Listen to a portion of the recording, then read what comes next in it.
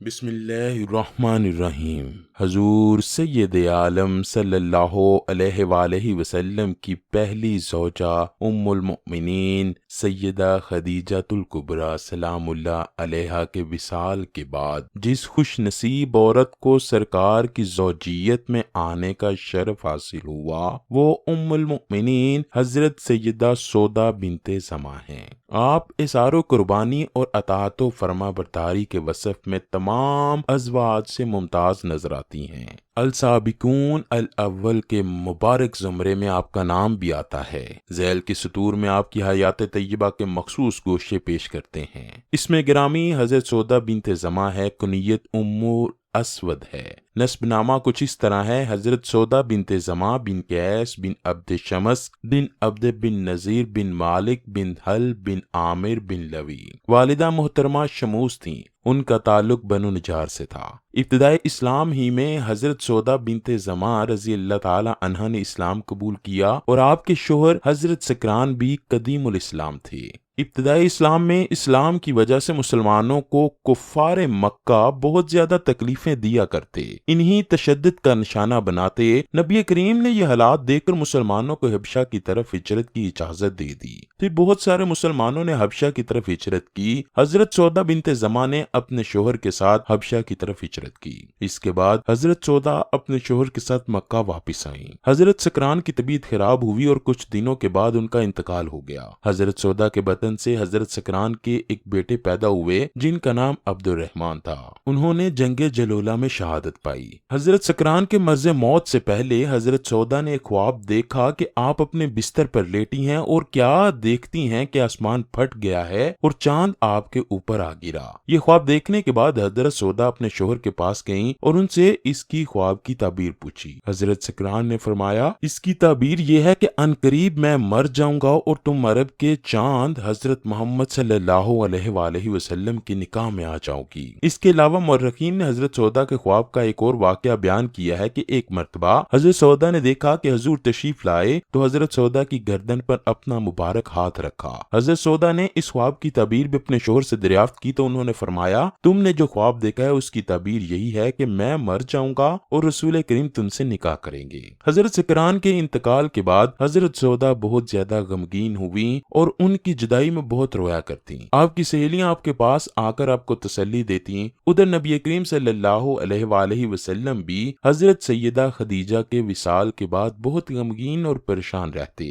اور آپ کی بیٹی سیدہ فاطمہ سلام اللہ علیہا بھی گھر کو خالی دیکھ کر پریشان رہتی۔ جب یہ حالت حضرت خولہ بنت حکیم نے دیکھی تو وہ حضور صلی اللہ علیہ وآلہ وسلم کے پاس گئیں اور عرض کیا کہ میری نظر میں ایک خاتون سودا بنت زمعہ ہیں جن کے شوہر وفات پا چکے ہیں، اگر حضور آپ کی اجازت ہو تو میں ان سے آپ کے رشتے کی بات کروں۔ یہ سن کر رسول اللہ نے فرمایا، اگر وہ رضامند ہیں تو مجھے یہ رشتہ منظور ہے۔ سرکار سے اجازت پانے کے بعد حضرت خولہ حضرت سودا کے پاس گئیں اور یہ بشارت آپ کو سنائی تو آپ کا چہرہ خوشی سے کھل گیا اور کہنے لگی، میرا یہ نصیب اور مجھے کیا چاہیے، لیکن میرے والد سے بھی بات کرو۔ حضرت خولہ حضرت سودا کے والد زمعہ کے پاس گئیں اور وہ بھی رضامند ہو گئے۔ پھر سارے مراتب طے ہو گئے اور حضور علیہ الصلوۃ والسلام زمعہ کے گھر تشریف لے گئے۔ زمعہ نے نکاح پڑھایا اور 400 درہم مہر مقرر ہوا۔ نکاح کے بعد حضرت سودا کے بھائی عبداللہ بن زمعہ جو اس وقت کافر تھے، انہوں نے یہ سن کر اپنے سر پر خاک ڈالی کہ کیا غضب ہو گیا کہ میری بہن کا نکاح محمد عربی سے ہو گیا۔ لیکن جب آپ مشرف با اسلام ہوئے تو اپنی اس حرکت پر ہمیشہ افسوس کرتے۔ حضرت سودا کے ساتھ رسول کریم کا عقد مبارک رمضان یا شوال 10 ہجری میں مکہ شریف میں ہوا۔ اس وقت دونوں حضرات کی عمر شریف 50 برس تھی۔ نکاح کے بعد حضرت سودا کی رخصتی ہوئی اور رسول اللہ نے حضرت سودا کو حضرت خدیجہ کے گھر میں ٹھہرایا جو حضرت خدیجہ کی ہی ملک تھا، جہاں سیدہ فاطمہ رہائش پذیر تھیں۔ حضرت سودا بنت زمعہ حضرت فاطمہ زہرا سلام اللہ علیہا سے بے پناہ محبت کرتی تھیں اور ان کے ساتھ نہایت مشفقانہ برتاؤ کرتی۔ انہیں اپنی ماں حضرت خدیجہ الکبریٰ کی کمی کا احساس نہ ہونے دیتی۔ مہربان اور شفیق شفیق ماں کی طرح ان کے ساتھ رہتی۔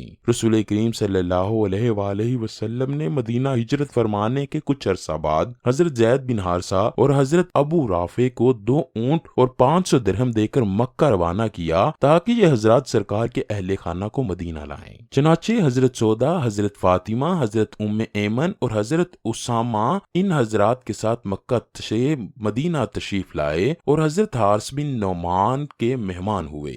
10 ہجری میں جب حضور صلی اللہ علیہ وآلہ وسلم نے حج کیا تو حضرت سودا بھی ساتھ تھیں۔ چونکہ وہ بلند و بالا اور فربا اندام تھیں، اس وجہ سے تیزی کے ساتھ چل پھر نہ سکتی تھیں، اس لیے محمد صلی اللہ علیہ وآلہ وسلم نے اجازت دی کہ اور لوگوں کے مزدلفہ سے روانہ ہونے سے قبل ان کو چلے جانا چاہیے، کیونکہ ان کو بھیڑ بھاڑ میں چلنے سے تکلیف ہوگی۔ حضور علیہ الصلوۃ والسلام نے حجۃ الوداع کے موقع پر ازواج مطہرات کو مخاطب کر کے فرمایا تھا کہ میرے بعد گھر میں بیٹھنا۔ چنانچہ حضرت سودا نے اس حکم پر اس شدت سے عمل کیا کہ وہ پھر کبھی حج کے لیے بھی نہ نکلیں۔ فرماتی تھیں کہ میں حج و عمرہ دونوں کر چکی ہوں، اب خدا کے حکم کے مطابق گھر بیٹھوں گی۔ اسار میں بھی آپ ممتاز حیثیت رکھتیں۔ حضرت سودا اور حضرت عائشہ آگے پیچھے نکاح میں آئی تھیں، لیکن چونکہ حضرت سودا کی عمر زیادہ تھی اس لیے جلد بوڑھی ہو گئیں، تو ان کو شبہ ہوا کہ شاید رسول اللہ مجھے طلاق دے دیں اور میں شرف صحبت سے محروم ہو جاؤں۔ اسی بنا پر آپ نے اپنی باری حضرت عائشہ کو دے دی اور انہوں نے خوشی سے قبول کی۔ حضرت عائشہ فرماتی ہیں کہ رسول اللہ کے پاس میں ہریرہ بنا کر لائی، اس وقت حضرت سودا سرکار کی خدمت میں حاضر تھیں۔ میں نے حضرت سودا سے کہا کہ ہریرہ آپ کھا لیں، انہوں نے انکار کیا تو میں نے ہریرہ ہاتھ میں لے کر ان کا منہ ہریرہ سے بھر دیا۔ حضور علیہ الصلوۃ والسلام یہ دیکھ کر مسکرا پڑے، آپ نے مجھے اپنے دستے مبارک سے دبایا اور حضرت سودا سے فرمایا کہ تم بھی عائشہ کا منہ بھر دو، تو حضرت سودا نے ہریرہ سے لے کر میرا منہ بھی بھر دیا۔ سرکار یہ دیکھ کر مسکرانے لگے۔ حضرت سودا بنت زماں رضی اللہ تعالی عنہا نبی کریم کو خوش کرنے کی کوشش میں رہتی اور ایسا عمل کرتی رہتی کہ سرکار دیکھ کر مسکرا پڑتے۔ کبھی کبھی جان بوجھ کر مختلف طریقوں سے بن بن کر چلتی۔ جب سرکار آپ کو اس حرکت میں دیکھتے تو آپ ہنستے۔ ظرافت اس قدر تھی کہ کبھی کبھی اس انداز سے چلتی تھی کہ آپ ہنس پڑتے۔ ایک مرتبہ کہنے لگی کہ کل رات کو میں نے حضور صلی اللہ علیہ وآلہ وسلم کے ساتھ نماز پڑھی تھی، آپ نے اس قدر دیر تک رکوع کیا کہ مجھ کو نکسیر پھوٹنے کا شک ہوا، اس لیے میں دیر تک ناک پکڑے رہی۔ رسول اللہ نے جب یہ جملہ سنا تو آپ خوب مسکرائے۔ حضرت سودا بنت زماں دجال سے بہت ڈرتی تھیں۔ ایک مرتبہ حضرت عائشہ اور حضرت حفصہ کے پاس آ رہی تھیں، دونوں نے مذاق کے لہجے میں کہا تم نے کبھی سنا ہے؟ بولی کیا؟ کہا دجال نے خروج کیا۔ سودا یہ سن کر گھبرا گئیں۔ ایک خیمہ جس میں کچھ آدمی آگ سلگا رہے تھے قریب تھا، فوراً اس کے اندر داخل ہوئی تو حضرت عائشہ اور حضرت حفصہ ہنسنے لگیں۔ حضور صلی اللہ علیہ وآلہ وسلم کے پاس پہنچی اور آپ کو اس مذاق کی خبر دی۔ آپ تشریف لائے اور خیمے کے دروازے پر کھڑے ہو کر فرمایا ابھی دجال نہیں نکلا۔ یہ سن کر سودا باہر آئیں تو مکڑی کا جالا بدن پر لگا ہوا تھا، اس کو باہر آ کے صاف کیا۔ آپ حضور علیہ الصلوۃ والسلام کی زوجہ محترمہ اور تمام مومنین کی ماں ہیں۔ آپ نے کم و بیش 3 برس رسول خدا صلی اللہ علیہ وآلہ وسلم کے کاشانہ اقدس میں اس طرح گزارے کہ اس عرصے میں کاشانہ نبوت میں آپ کے سوا کوئی دوسری زوجہ مطہرہ نہ تھی۔ حضرت سودا کے سن وفات میں اختلاف ہے۔ واقدی کے نزدیک انہوں نے سن 54 ہجری میں وفات پائی۔ حافظ ابن حجر اور ابن کثیر نے ان کا سال وفات 22 ہجری قرار دیا ہے۔